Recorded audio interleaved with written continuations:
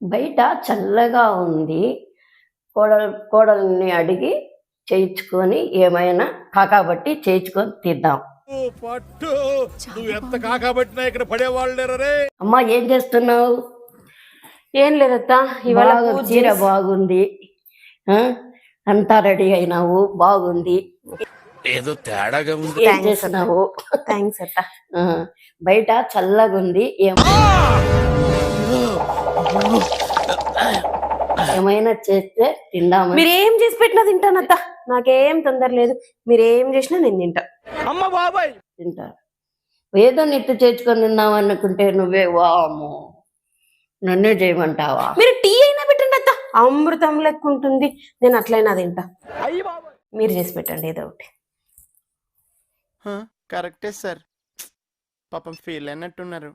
వామ్మో నాతోనే చేర్చుకొని తినాలంటుంది.